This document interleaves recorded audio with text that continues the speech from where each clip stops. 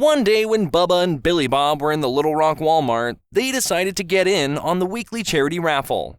They each bought 5 tickets at $1 a pop. The following week, when the raffle was drawn, each had won a prize. Billy Bob won first place, a year's supply of gourmet spaghetti sauce and extra long spaghetti. Bubba won 6th place, a toilet brush. About a week or so had passed when the men met back at Walmart.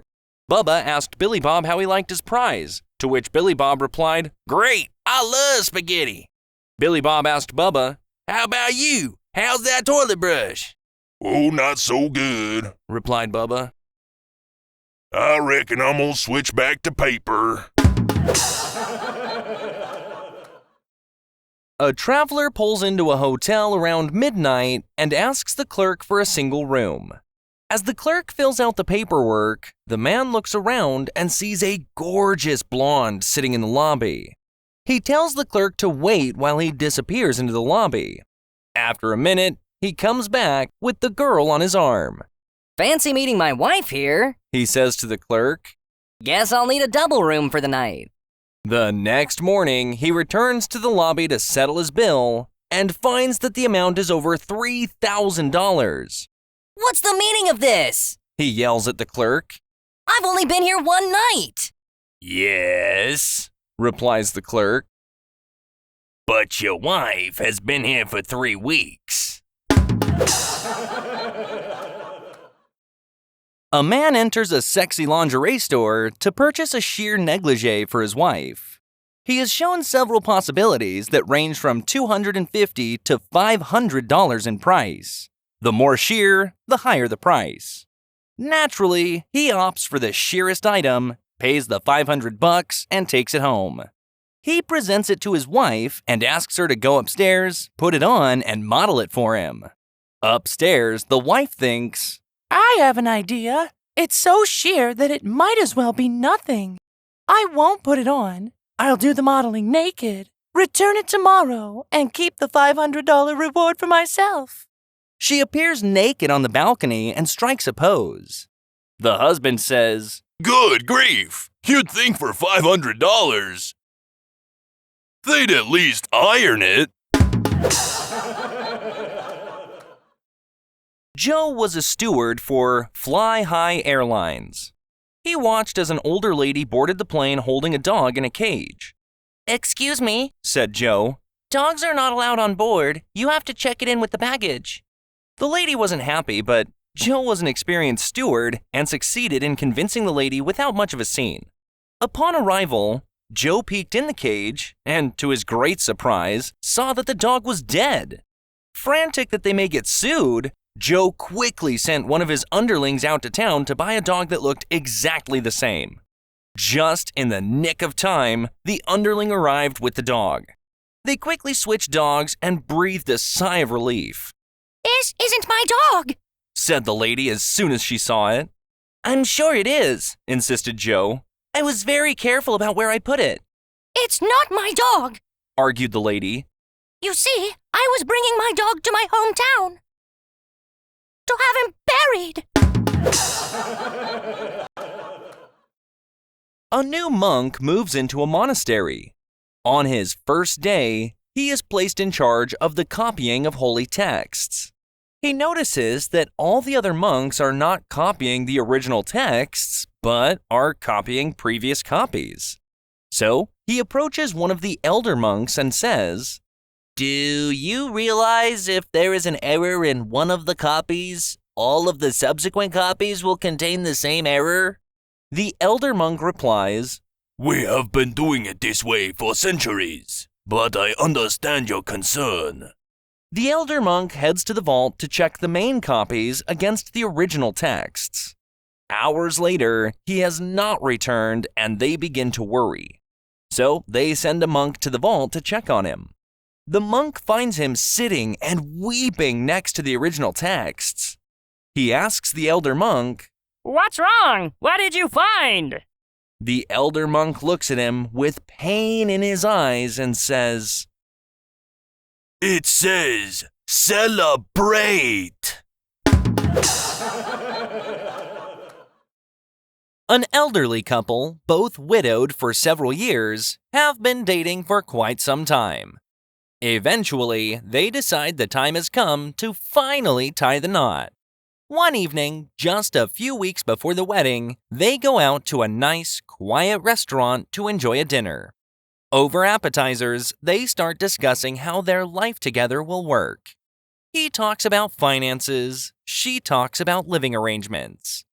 As the main course arrives, the conversation turns to hobbies and routines.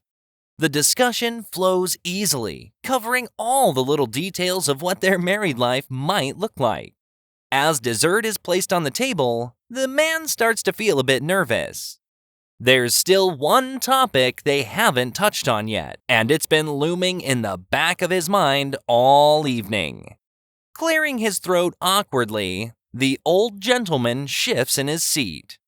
He adjusts his glasses, then sets down his fork, clearly preparing himself for the delicate subject ahead.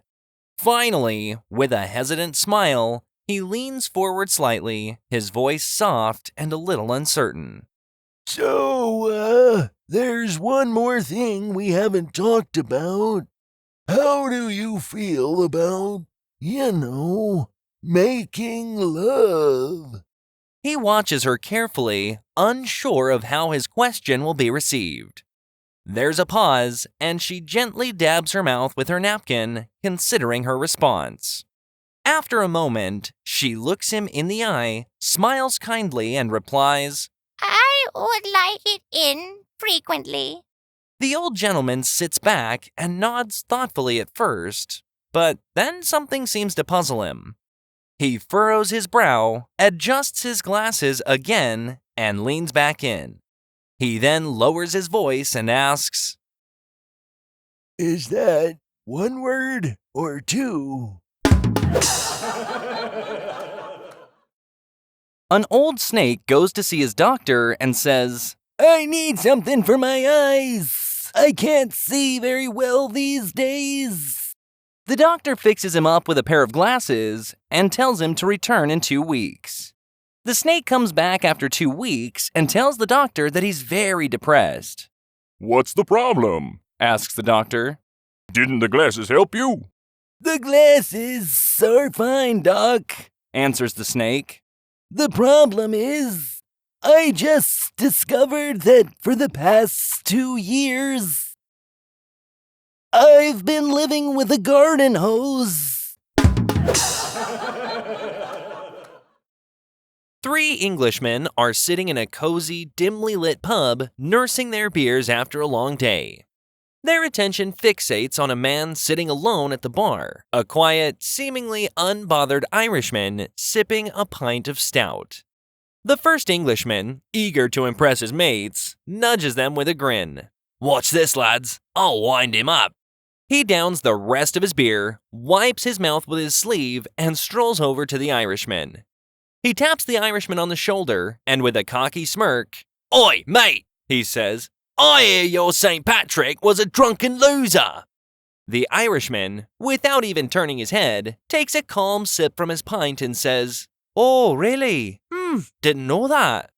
The Englishman blinks, clearly expecting more of a reaction. He lingers awkwardly for a moment, then slinks back to his table, scratching his head. Well, that didn't go how I thought. I told him St. Patrick was a loser, and he didn't even flinch. The second Englishman, feeling superior, leans back in his chair and chuckles. You don't know how to rile up the Irish, mate. Let me show you how it's done. With a confident swagger, he marches over to the Irishman, taps him on the shoulder, and sneers. Hey, I hear your St. Patrick was a lying, cheating, idiotic, low-life scum.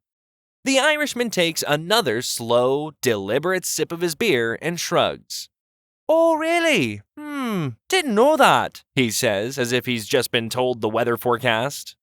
Now, the second Englishman is baffled.